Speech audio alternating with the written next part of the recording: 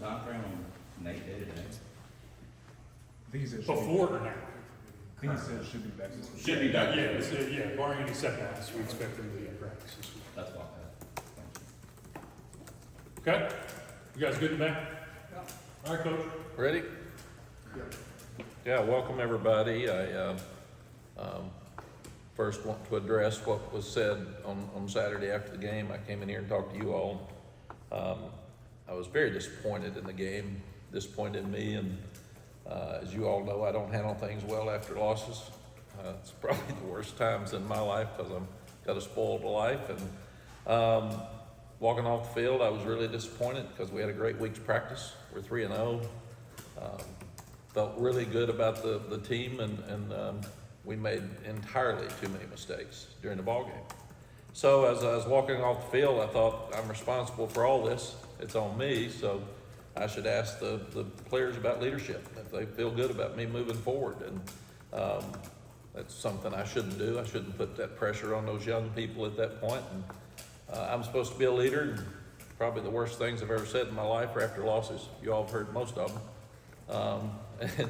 And that's just what I do. So disappointed in me. I should have waited, but the kids were overwhelmingly, come on, coach, let's go, let's move forward. And we're doing that, and excited about the future, and love my job, and love these kids, love this place, and that's why I hate losing so much. And didn't really think that much about it after we did it. And moving forward, and looking forward to playing Duke this weekend. But I'm supposed to be a role model for these kids, and I'm supposed to take negatives and turn them into positives. You're supposed to learn from losses. I didn't do that very well on Saturday night.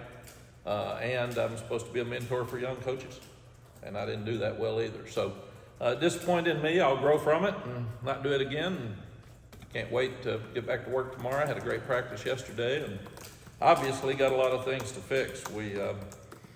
It's interesting, we threw for more yards, the third most yards, I guess, in school history in Jacoby's first real start of a game. He threw for 475 yards and 3 touchdowns. But you can't have 5 turnovers. And one of the turnovers was for an interception for a touchdown. One's a block punt for a touchdown. 2 fumbles by quarterbacks that were inside the 40 that led to touchdowns, an onside kick that hit us in the chest and bounces out. We couldn't have done more things wrong in a game, and then we didn't play well defensively. So you start looking at all the points that we just gave up, and you've got to give credit to James Madison because they played well, and they did a good job, but we didn't respond well at all. But saw a lot of great things with Jacoby for his first time out there again. I was pleased with him. We put a banged up and very inexperienced offensive line in a tough spot, throwing it 48 times. That's not who we are. So we got Jacoby hit too much as well. Omarion was still Omarion, but we let him get hit too many times behind the line of scrimmage. We lost 7 yards with rushing, but he still had 139. Thought the wide receivers and tight ends really stepped up, even though we did fumble at the 5 going in. I mean, it's just we had so many things that happened poorly. But it started off wrong when we fumbled at the 5. I mean, you can't turn the ball over and get that done. And then the defense played poorly, and we'd been playing so well. So I don't know. I don't know where all that came from, but it's stuff we got to get fixed. We did block a punt, but we had a punt blocked and had the onside kick issues. I was disappointed that we're not 4-0 because it was going to be Duke 4-0 and us 4-0, and a great matchup this weekend. Manny's done a great job at Duke. They're a really good football team. I saw Malik Murphy at Texas. He won 2 games as a starter there. He's got a tremendous arm. He's got an NFL arm. He's big, he's strong, he can throw it. They've got tremendous skill. Their receivers are as good as anybody in the country. Manny's always going to do great on defense, but they're leading the country in tackles for loss, and they're also number 2 in sacks. So with our inexperience up front, playing our 3rd quarterback in 4 games, we got our hands full this weekend. So always fun to play in a rival game. Great to get back to work. I'll keep my mouth shut after losses from now. Y'all, I may not even come see you all. I may just keep my mouth shut. So Sally told me that I need to keep my mouth shut, so I will. Questions? You Just when said, you started I off, don't, you know, kind of addressed some of maybe the confusion that arose with this post-game locker room. Yeah. scene. What exactly did you say to the team? Let's talk about Duke. I mean, what I said is if you all don't feel like I'm the leader you need, then I'll go do something else. And they said, nah, man, we're in, let's go. It was overwhelming. I wish I hadn't put them in that spot. So, but that's all it was. And if I was gonna quit, I'd have come in here and done it. So, you said, yes, we're not talking about that anymore. Let's go to Duke. We got it handled. It's a question I need to ask, where you said if you would have quit, you would have come in and told us.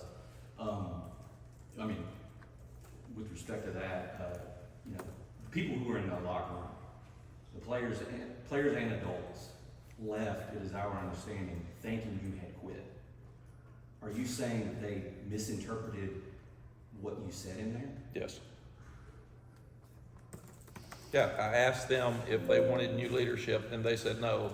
I backed away to think about it, and I told them, let's go forward, let's get ready for Duke. Right afterwards. What does that say about the leadership of the players, that they will mature enough to say, hey, let's focus, go on to the next week? I mean, that's something you've been preaching since you've been here. I mean, hey, move forward. Yeah, they were more mature than I was, so that's what really made me mad. I mean, they did what they were supposed to do, and I got to handle losses better. I promised Sally I'd do it when I came back, and that's something I haven't done very well. I can't stand losing. It makes me physically sick, and I feel responsible, and I put all the pressure on myself to have done it better, and I didn't do that. So that's what's disappointing for me. But does that make you have, I guess, the bright spot that your players were able to kind of, hey, we lost, let's focus on Duke now? Yeah, well, I love my job, and I want to keep doing it, and I'm glad they want me to keep doing it too. So, you said, Mac, are you concerned if this is something that undermines your position or in the way people perceive the health of the program? What happened the other night, as far as your comments and whether it's misconstrued, whatever? no, we're in a world of comments and rumors, and I heard and he said and we did, and the only thing I want to do is play better. I mean, that's what we got to do, and I'm proud of the players. They stood up, and like I said, they taught me something. because some stuff came out that you're saying was either misinterpreted or just incorrect, how do you go about handling that and fixing that from happening again? I told them I was wrong and I won't do it again. No, I'm just saying the interpretation, so. Oh, I can't. The reports that came out, how do you just deal with keeping stuff in the locker room when it's to stay in the locker room? Things used to stay in the locker room. The locker room was sacred, and it's obviously not anymore.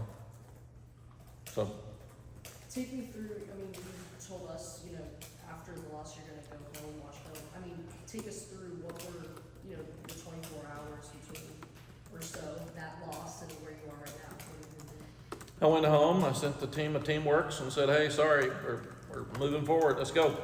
To make sure everybody was on the same page, and that was done probably an hour after I got home, 30 minutes after I got home. For any of you that don't believe it, Jeremy's got it documented, so, and then I started breaking down this game to see what we did wrong, see what we could do better to fix it. Now, how different have, you know, some of the guys been, I guess, since the events of Saturday? Do you feel the level of buy-in's the same? Like, you know, how have you kind of observed the guys' approach and demeanor since Saturday evening? I don't understand. Since Saturday evening, how have you, I guess, observed how the guys have maybe their demeanor, their approach, just how they are around the facility? Do they feel the same? Is it different? Like, you know, Sure. how has it been? Sure, this was handled Saturday afternoon, and we've moved on. Wish we could have had this discussion then, because we've already had a practice. We're working on Duke. I was sitting up there breaking down Duke video before I came down here. I think you said, I don't know, 4 or 5 times Saturday after the game when we were asking you about things that went wrong. What of those I don't knows did you learn that was most troubling about what took place Saturday? Well, we've got Chip and Jeff gonna come in here and tell you all that in a minute, so I'll let them go. The biggest thing is you can't have 5 turnovers and win a game. I mean, and 2 of those were touchdowns. I mean, I can't remember that happening. It's been years if it's happened.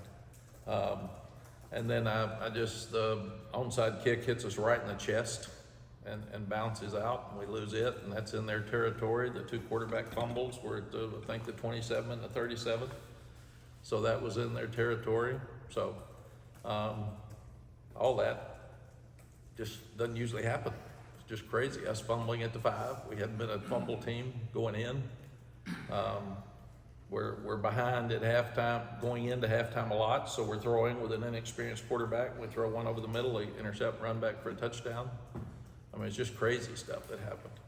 How would you evaluate how your team handled that swell where they scored a bunch of points fast? I don't think we handled it well the first half, any of us. And then we came out and played a lot better second half. So I thought they tried hard. They didn't quit. When you go back and look at it, it was just that we messed a lot of things up that we got to fix. Max, seems like your defensive line played well those first 3 games. Seemed like their offensive line really did a good job, but running, blocking and pass blocking in that game. So Yeah, Chip, again, I'll let Jeff talk to you about the defense. But we didn't play well. We didn't play well. We really didn't play well at all. Jacoby did a lot of great things, and Omarion stayed Omarion. The receivers caught the ball better, the tight ends caught the ball better, but other than that, we didn't play well. one of the things too, with Manny Diaz, obviously he was with you at Texas. That one didn't end the way he or you probably wanted. Just what's your relationship, coaching relationship? Manny and I are good. I've got great respect for him. I think he understands as a head coach. Sometimes things aren't working well and you gotta make changes, and that's just, but he probably understands a lot better now than he did then, since he's been in that position. Mac, you're notorious for being a player's coach and protecting your players, but being very hard on your coaches. How did you deal with them? Did you think they needed to be loved or really be hard with them? Well, I am very hard on the coaches, and you have to be careful when it's that bad, and it was bad Saturday. It was just a bad game for all of us. I'm very honest with them, and it's facts, so you gotta fix it, and that's just what it is. We took a step back Saturday, and we were doing so well, and we were so excited. I think that's what got me after the game. Do you feel like the game plan that they had some elements that you weren't prepared for? Jeff will be here in a minute, and he can tell you that. He and Chip. Do you feel like this Duke game comes at a perfect time in the sense that gives your team a chance to rally around playing a rival and kind of galvanize and get refocused? It does. This is a fun game, and it's when you're playing for something special, it's a unique game, and in the 40s, I guess, is when they got the victory bell and brought it out, and 3 of these 5 games that we've played since I've been here have come down to the last play of the game. So these have been tremendous games. At a certain point, you can analyze film and come up with game plans and prepare. After a game where the opponent scored 70 points on you, how do you get a team better defensively, or is it just to be better talent? Because you can only look at game film or study a game plan so often until you need maybe better talent on the defensive side. You know, the hardest thing I think about being a coach, maybe in general, but a college football coach, is that when you watch your team and you think your plans are good and you have a great week's practice and they're so excited about the game and you're getting ready for your 4th win in your mind and you want to be 4-0 going into your rival game, and then it just falls apart and there are no answers. That's what's so frustrating. I think that's what got me after the game. How does that happen? I mean, how can you go from watching them on Thursday, be excited and throwing and catching and being in the right place, and then you let everybody down? And I'm a person who is who I am, but I don't like letting people down. I let our team down, I let our coaches down, I let our university down. And I hate that. I just hate that I'm the one that did that. So and I can't, this week you try to figure out why it happened and you don't let it happen again. But again, there's a lot of the stuff that I can't stand here and answer for you that you would like answers for. And I don't know. what got in their head? Why did we fumble for the first time? I don't know. I mean, you go back and you can do fundamentals, you can do technique, and we talked about distractions in a world now where kids have a lot of distractions every week and people have a lot of distractions. So you just go back to work, do the best you can do. Mac, you mentioned how much losses sort of haunt you. Has that gotten more so with age as you've gotten older, as you coach more, or has it been the same since you were a young coach? No, it's been that way since I was young. I've always felt responsibility. And like I said, when we decided to come back here and coach, Sally said, the only thing I want to ask you to do is handle losses better. And I promised her I would, and I lied. I don't know. I kept a quote. I keep a quote close to me from Coach Landry that said, you learn from losses. You do, but I have to usually start learning from losses on Monday or Tuesday, not right after the game, because I'm constantly looking at what I could have done during the week, what I could have done during the game to do better, and I think that's what got me on Saturday night. You have been through, you've had every possible experience you can have in this game. It's your job to get the staff right, get the team right. You have to lead all that, but you have to get yourself right first. There's no After question. what you went through the other day, which I would imagine you have very few experiences like that in your past, how do you get yourself to the point where you can get them ready? I'm already back.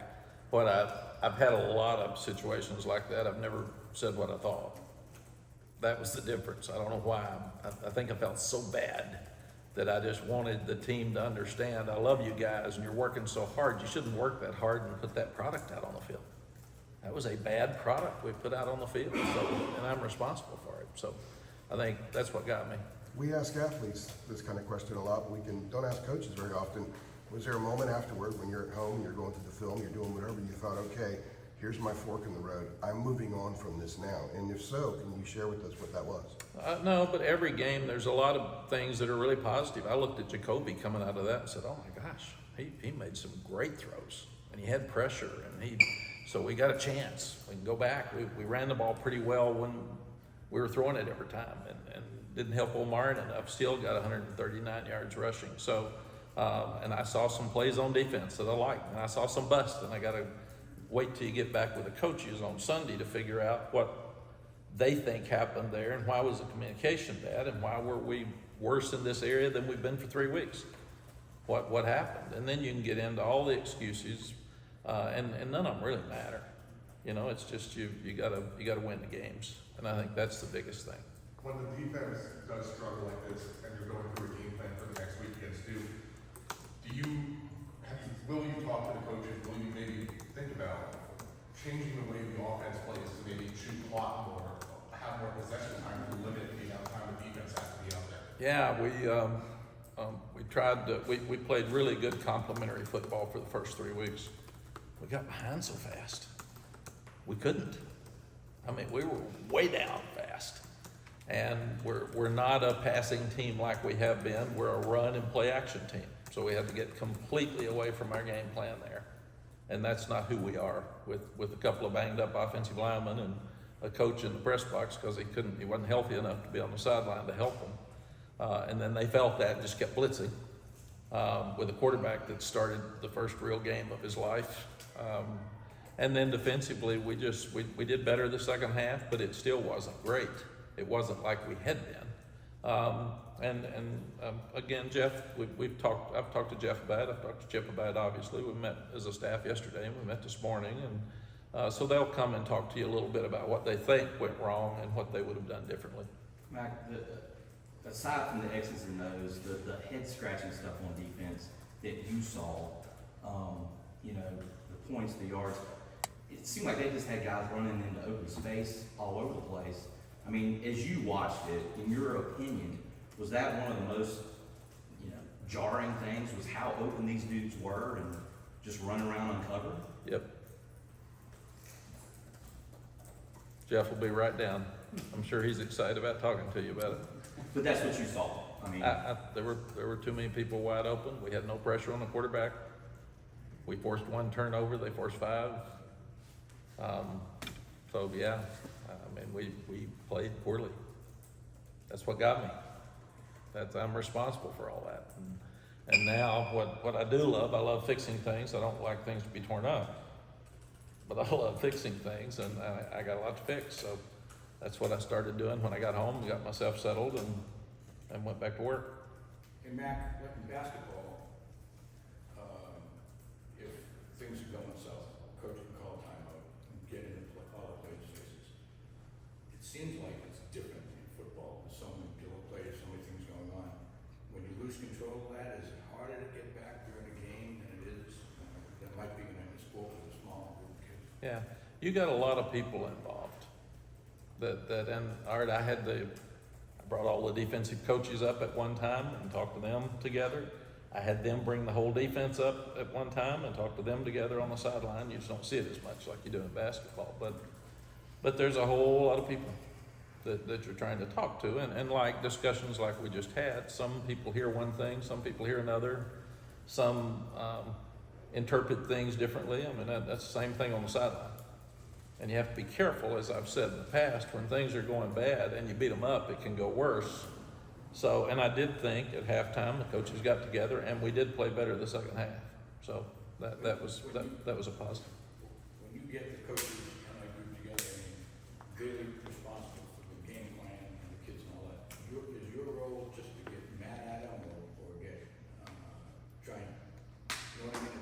Your role is not technical, but what is it? My role is to be responsible for everything that happens in this building with this team. Yeah, but during the game, when you have to go during the game, I do whatever I feel like is needed after 47 years to pick them up and get them in the right place. Because I thought we'd still win the game at halftime. You really did? I did. And with 11 minutes left to go, I thought we'd win the game. And then they kicked a field goal, and it made it a couple tougher there, but we were moving the ball. We blocked the punt for a touchdown. I really felt like we'd still win the game till the end.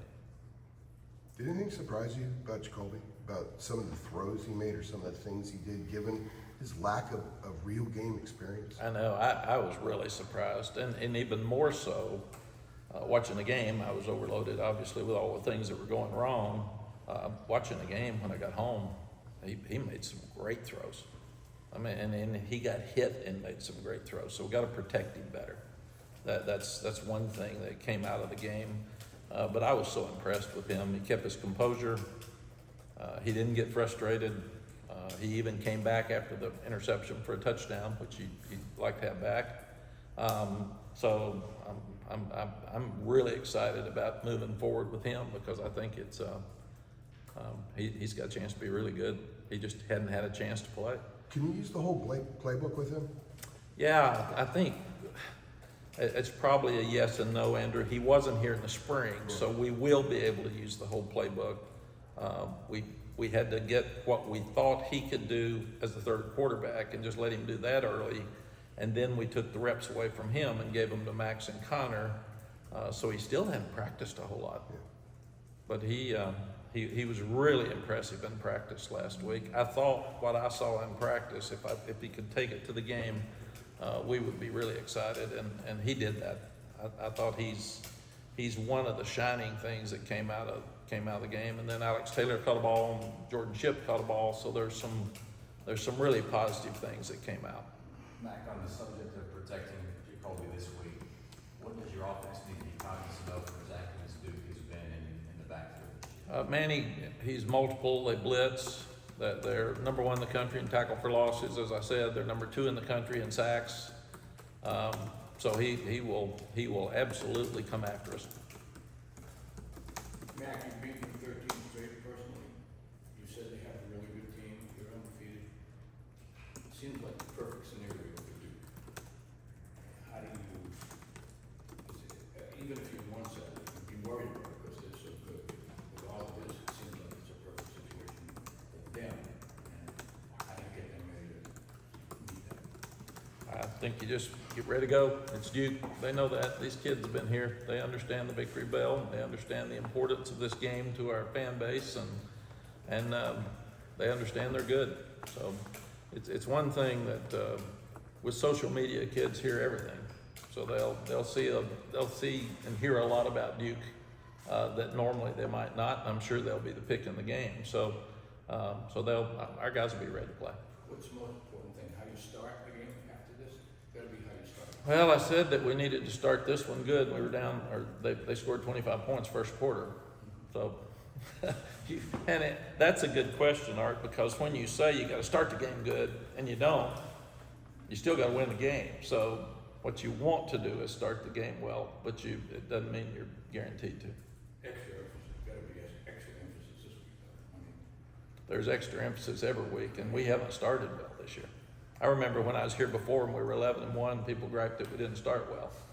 I mean, so you'd rather start well for sure, but if you don't, you can't just say, we didn't start well, so we're going to lose the game. You gotta figure it out and go for it.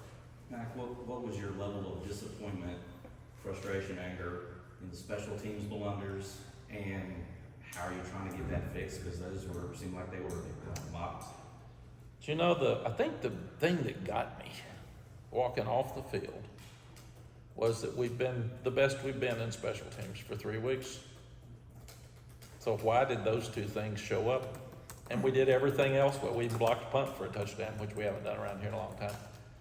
So why did those two show up? Yeah. And then we fumble a ball at the 5. They did a good job of knocking it out, punching it out. We've protected the ball. We haven't fumbled balls. Why did we fumble a ball? So I think it was just the overload of stuff that happened in that game that hadn't been happening. And then you try to figure out where'd it come from. And then you, in my mind, you go back and try to figure out what could you have done last week to have fixed it or changed it. I don't know. I thought we were so prepared, and I was so excited about the game that's what I think. That's what I think gets you. It's just like with Art. We talked about all week. Let's start fast. Let's go tempo. Let's get it going. And here we are. I think it's 25-21 in the first quarter or something like that. But we weren't stopping them at all. And since we didn't stop, and we had a bust on the first play. Somebody's supposed to hit the quarterback, and he runs the ball for 40 yards down the boundary. So obviously we didn't get started like we wanted to. But I think that's the most frustrating thing about coaching, when you see it done well during the week, and then it's not done well during the game. What's the disconnect? Where did we miss? And that's where I get so frustrated, because I'm responsible for all of it. And where did I miss it? And what have I got to do this week to make sure it's fixed? Staying on what Adam asked about the punt block, we talked to Larry Porter back in August, and he asked about the punts that were blocked last year. He said they were personnel issues. That's a kid made a mistake, and that's how it happened. Is that what happened Saturday with the punt that was blocked? And if not, is there maybe something in the scheme that needs to be tweaked? Because this has happened a lot. Yeah, there's so many different looks in punt. They had an extra guy to the outside. We didn't get it off as fast as we should have. And it's funny that if these things were easy to fix, if it was just personnel, then you'd fix it. Yeah. It's always something different. And this was a different look. And you got to get it off faster if it is a different look. The onside kick was a hard kick. It wasn't an onside kick. It was like a squib, and hits us in the chest and bounces back. I mean, how many times does that happen? So it happened with us against Alabama in the national championship game. We tried to squib it and hit their tight end on the front line, and we got the ball. Everybody thought we onside kicked. We didn't. We were squibbing deep, and it hit the guy in the chest. I took credit for it. I said, yeah, it's an onside kick. But I think that's awesome. That's what's crazy. I mean, they were kicking it hard, and it hits us in the chest and bounces right back to them. So you got to try to fix it all. You got to tell your players it was a bad day. Like I said, I told them I need to keep my mouth shut after games, and I go to a dark place, and I usually get away from the team. Some coaches don't even talk to the team after a loss because and I have to talk to you all, and that's not pleasant. When I come in here mad at the world and mad at me and mad at everybody, and then I'm supposed to say nice things. So even at 73, you can learn from some hard lessons. Mac, you mentioned after the game that, fans can leave whenever they want, coaches and players have to stay out there and just keep going. Were there any players in the course of the game you think started to get bad that did impress you with the fact that they didn't lose their heads? Yeah, stayed and Michael, that's another smart aleck comment I shouldn't have made after the game. I mean, my smart aleck comes out when I get mad and frustrated, and because that didn't make any sense. But I thought all the players stayed engaged. I told them at halftime we need more energy on the sideline, and they did that. These are not good kids. These are wonderful kids. And I think that's what kills me so much. When, as hard as they work, coaches get paid. And I got that. And coaches work really hard. But as hard as those kids work, my whole life is dedicated to helping them win and have fun. Their lives are better when they win. And that's my purpose. And when you fail at your purpose on a Saturday, that kills you. It just really hurts and takes away. And then I'm supposed to be a mentor for them, an example for them about moving forward, and I didn't even do that well Saturday after the game. So, like we said, we can all do better. One thing I've always tried to do is admit the mistakes that I make and move forward with them and correct them, and we all learn from them. And I told the players, learn from my mistakes. I'm still making them. So I tell you all to handle things. Don't say something when you're mad. Don't say something when you're frustrated. And here I am. So they kind of laughed at me and said, we know you. So I think they understood. Is that something where they, not Jam, you know what I'm saying, but a team with the squib at, I think it was Gibson McCray, do you think that's something where they just scheme you up and they say, that guy doesn't have hands? You know what I'm saying? Like, you think they picked him out? No, because Adam, they kicked it so hard. He should let it go. And then we get it at a tight end gets it at a different level. I think it was a squib. Onside kick would have been an easy ball rolling to him, like, end over end. A low squib. Is a low squib, and that's It looks like what they to do. picked him out, is what I'm saying. I mean, I don't know. It was one of those days where there was a lot of I don't knows leaving the stadium. Matthew? And if probably like me after the Alabama game, if we asked Coach, he'd probably say, "Oh yeah, we picked it out and onside kicked it to him." I'd say that if I was him. Matt, is there a chance that they knew much more about you than you knew about them? I don't know how many transfers they had. They kind of probably laid low the first two games. Then they had a whole week off to look at your 3 weeks of film. There's no question about that. But again, that's an excuse. That's fair. They scored 13 points against Gardner-Webb. But, Yeah. they probably didn't show them anything. No, they didn't. But still, that's our responsibility to make adjustments during the game and do the things we need to do. And I was frustrated with that too. So It sounds like you feel like this game was more isolated problem versus, I don't know, like a pattern's the right word, linking it to some of the previous disappointing losses you've had with Tech Virginia last year coming line. So are you saying like this one doesn't feel anything like those ones at all? that's a hard question. All the losses stink, and they all are failures on our part to have done the things that we needed to do to win. So I shouldn't say that. When we went undermanned to the Holiday Bowl against Oregon without coaches, without players, and had a chance to win with 19 seconds left. I was proud of those kids when we left there. Clemson, they were number 1 in the country the first year we were here. We decided to go for 2 instead of kick the extra point to try to tie them. I was proud of those kids. So if we play our best and play against somebody that's better than we are and they beat us, I'm okay. It just really gets me when we don't play our best. Because I feel again like that there's something that I missed that could have helped them. But levels of losses other than somebody that's better than you are and you had a chance to win, levels of losses are all in the same pile. They all go in the same bucket.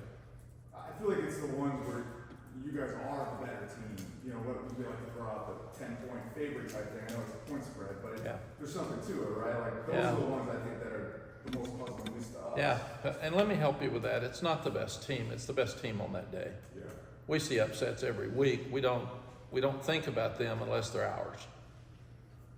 We don't Northern Illinois beats Notre Dame and loses to Buffalo. I mean, so if you start looking at this stuff, it drives you nuts, drives you crazy. And what you're doing, you're dealing with young people that have more distractions in their life than they've ever had. Our players go to class, they got girlfriends, they got parent stuff, they got stuff all over the place, and then they've got football. So, and then they've got people telling them you're better than this team, and you're going to beat this team. And then that other team hears it, and then they get mad. And one thing about Carolina, and it's always been this way, is that people hate Carolina and they want to beat us. It was a national championship for them, and I thought they played with more intensity in that area than we did, and that bothered me too. Mike, Covey Pacewar looked like his wheels might have been moving a little better this past game. I mean, did you think he might be starting to get back to the form that we've seen from him? Because he looked good at times, I thought. Yeah, Adam, when you think he breaks a bone in his right foot maybe the first time against air, he's just running. And I watched him on grass, and he grabs his foot. And he's maybe our leading receiver. He's doing great at that time. And he can't play for 6-8 weeks, something like that. And then he comes back for the bowl game, and he's running the exact same thing, and the same bone in his left foot gets broken. And then he has trouble and can't go through spring practice because he's got soreness. So when you think about a young guy who wants to be a pro player, who wants to be a great player for us, and he's got 2 non-contact injuries that really took his year away. I've had 8 knee operations. I mean, after I got hurt and I went back out there is some part of your mind that says, what's going to happen next? And is this foot well? And it's still sore? And if I plan on it. Right. So it takes you a long time emotionally and mentally to get back to where you can turn it loose and go. And to your point, I thought Saturday was the first time that I'd seen him do that since he got hurt, the first time. And I worried about him. I worried about him mentally just because I could tell he wasn't himself. And I've been there. Certain times I can tell kids that I know how you feel and I don't, because I haven't gone through what they're going through. So I quit doing that. I know how an injured player feels when he doesn't get to play. I know how an injured player feels when he's trying to get back on the game and in the game mentally. I do know that. So I can really help our injured players by experiencing the same thing for me.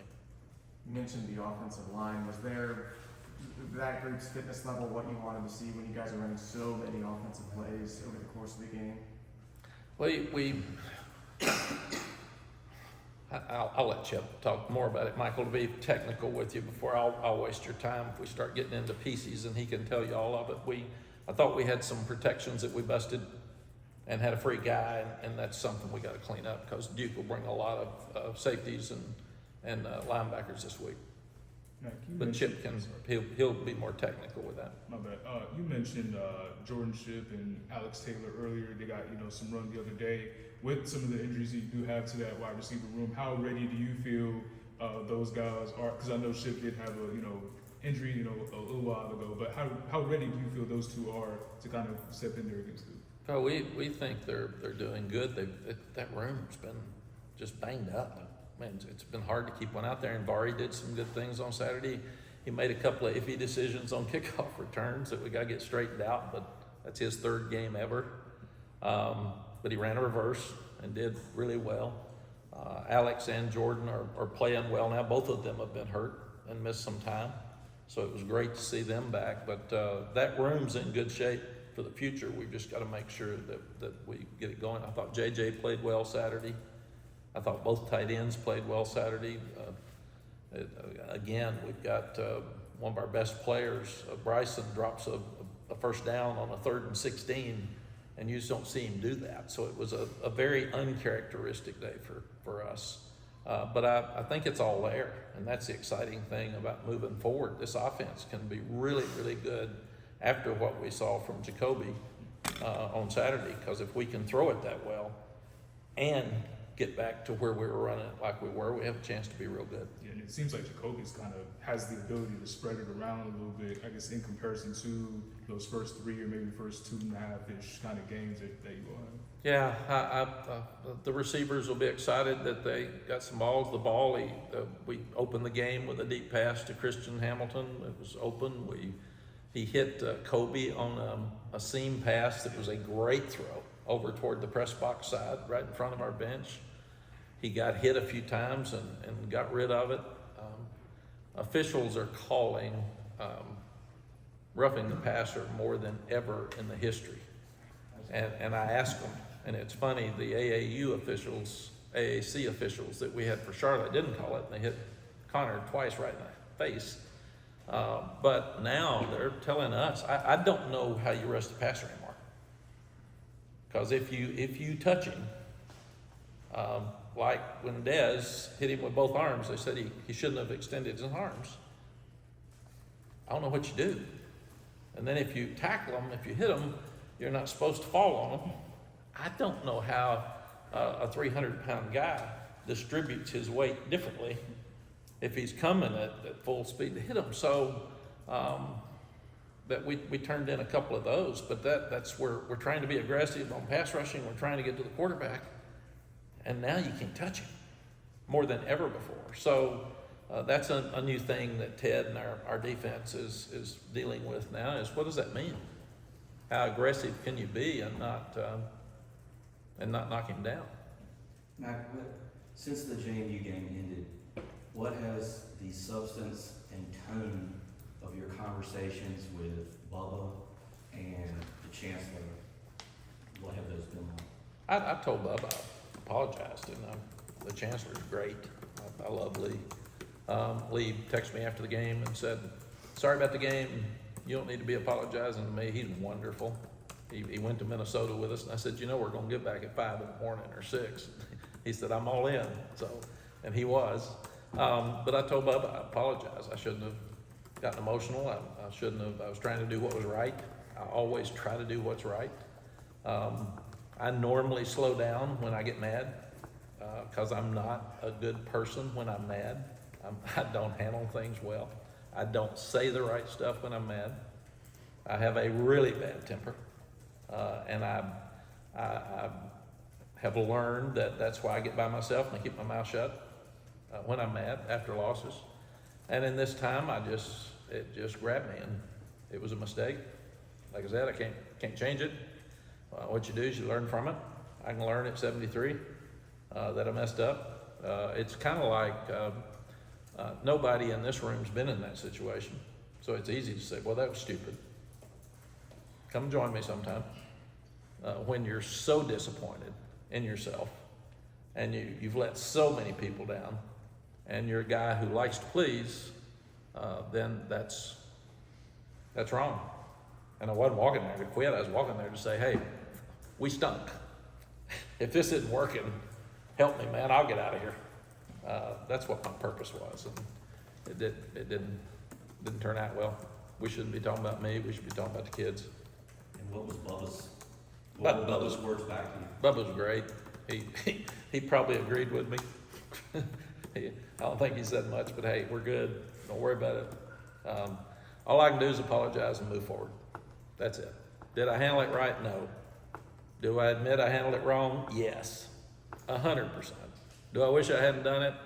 Yeah, but I did it. So I learned from it. I won't do it again. I may come in here and say no comment to you all from now on. If it's a loss, I'll say no comment. No comment, no comment, no comment, no comment. And if I do, you'll understand why, because that's better than the answer I would have given, because I don't handle that very well. So, and it's amazing. I feel kind of funny at 73. You can still learn. They say old dogs and new tricks. I guess that's me.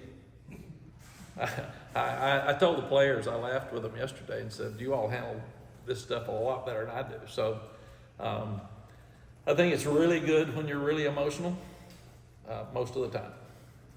Sometimes it's not. After losses like that, it's not. And like I said, Sally will probably get a muzzle next time and say, "Come here, boy, keep your mouth shut." In fact, Sally was funny. She said, should I have stepped in and told you to keep your mouth shut when you get mad? And I said, yeah, you should have. And she said, well, you'd have been mad at me if I had. And I said, yeah, I would have. So she said, well, next time. I said, there won't be a next time. I'm good. I learned my lesson. I was just mad. And when I get mad, I need to go duck somewhere and hide.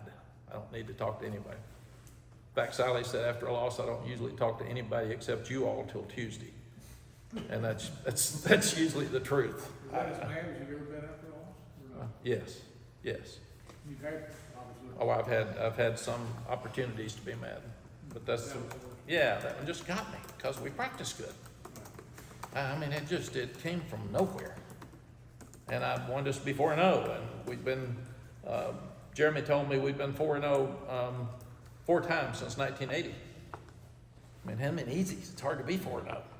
And I was so excited about that it just got me. It just got me. So. All righty. Does a game like that make you think, what am I still doing this for? Why am I still getting so worked up? No, it would get me if I didn't care. I mean, I care that much. I want to win. I want to do what's right. I want this place to have good football. That's what I came back for. And I want to teach the kids lessons. And I taught them one from a negative standpoint so they can see what not to do from their coach. And that's embarrassing to me. I shouldn't have done it. But like I said, I can handle the weight of my shoulders. I messed it up. I admitted I messed it up. I'm moving forward with it. After this conversation, I'm really embarrassed that Duke game, we're talking more about me than we are the kids in the game. And that I put myself in that position. We shouldn't be doing that. It's about the kids and it's about the game, not about me. And I don't want to ever talk about me, and here we are because I messed up. We're talking about me. So, but no, I love my job. I'm planning on doing it. You won't hear it again. I wasn't trying to quit. I was trying to say, what's wrong, man? I can't believe this thing got messed up so much. Am I messing it up? That was my purpose, and it didn't come out that way. But you will talk to us after a while. I don't know. If Jeremy says, he's not, if Jeremy says, he's not coming, then you'll know it's fair. And really and truly, no, you all like for me to say stupid stuff because then you can write about it. So so you need me in here to mess up sometimes. So, but no, I will always come. I have never missed a press conference, so I'm not going to do that. I will mature and try to do better next time, so I won't make an idiot of myself. It happens when you're trying to say. It does happen. It shouldn't happen. It shouldn't happen when you're responsible to be leading a bunch of young men. And that's the good thing is I told them, do as I say, don't do as I do. But that was it was a great learning experience for them too, and they have been unbelievable with their support. So I mean they were, and that's important too. If they'd said, yeah, it's not working, I got it. I want them to win. This is more important. This place and this football team and those kids are so much more important than I am. That was the message on Saturday, really. I want our place to win. And I want us to be proud of our program. Okay? All right. Thanks, Coach. Thank you.